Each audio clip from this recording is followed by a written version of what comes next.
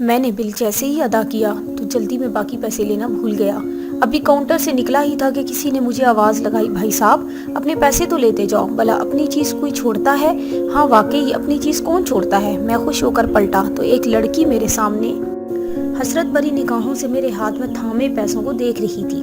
میں نے پوچھا، مانگنے والی ہو؟ بولی نہیں۔ میں نے پھر بولا، تو کیوں اس انداز میں کھڑی ہو جیسے کچھ مانگنا ہو؟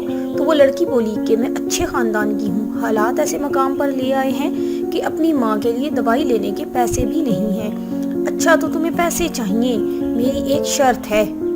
تو وہ بولی، مجھے ہر شرط منظور ہے۔ اچھا تو تمہیں ہر شرط منظور ہے؟ ہاں منظور ہے۔ میں نے کہا کہ میرے ساتھ چلو، تو وہ میرے عکس میں ایسے چل پڑی جیسے زبردستی خود کو نہ چاہتے ہوئے گھسیٹ رہی ہو۔ مجبوری میں انسان کو کہاں لے جاتی ہے۔ ابھی میں یہ سوچ ہی رہا تھا تو وہ رک گئی اور بولی، اب بس، آپ کہاں لے جا رہے ہیں؟ میں نے کہا، ڈرو مت، میں تمہیں اپنے گھر لے جا رہا ہوں۔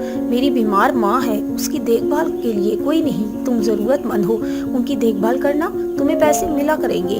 اس کے چہرے پر ایک چمک آ کر ختم ہو گئی۔ میں نے پوچھا، منظور ہے؟ بولی، پیسے کتنے دو گے؟ میں نے کہا، جو بنیں گے۔ بولی، ٹھیک ہے۔ اس کے بعد میں اسے گھر لے گیا اور اپنی ماں سے تعارف کروا دیا۔ پھر میں اپنے کاموں میں مصروف ہو گیا۔ کچھ دن میں ہی اس کی محنت نظر آنے لگی تو میں مطمئن ہو گیا۔ کچھ دن بعد مجھے کسی کام کے سلسلے میں دوسرے شہر جانا پڑ گیا تو میں نے گھر اس کے حوالے کیا اور سکون سے چلا گیا۔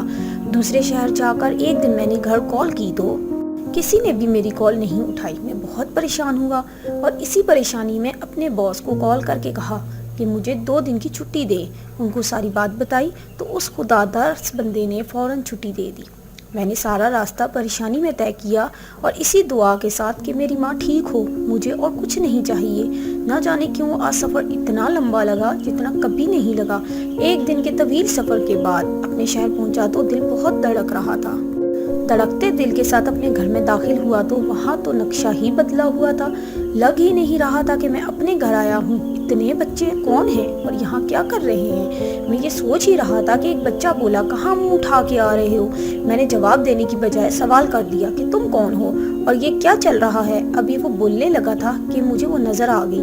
میں اس کی طرف لپکا تو وہ پریشان ہو گئی۔ میں نے پوچھا، اماں کہاں ہیں؟ تو وہ ہڑبڑا کے بولی، اندر اپنے کمرے میں۔ میں اندر بھاگا اور کیا دیکھا کہ میری ماں نیچے پڑی ہے اور رو رہی ہے۔ میں دیوانہ وار ماں کو اٹھانے لگا اور بستر پر لٹا کر پانی پلایا اور کہا، میں آ گیا ماں، مجھے معاف کر دے، میں غلط عورت کو تمہارے پاس چھوڑ کے گیا۔ ماں روتے ہوئے بولی، کہاں چلا گیا تھا مجھے ایسے چھوڑ کے؟ میں نے کہا، ماں معاف کر دے، ابھی اس کو بلاتا ہوں۔ باہر آیا تو وہاں کوئی نہیں تھا، مطلب وہ اپنے کنبے کے ساتھ بھاگ چکی تھی۔ مجھے کسی کی کہی بات یاد آئی کہ بھلا کوئی اپنی چیز کسی کے پاس چھوڑتا ہے؟ میں کیسا بدبخت تھا، ماں کو اس انجان کے ہاتھوں چھوڑ گیا۔ اف، یہ میں نے کیا کر دیا؟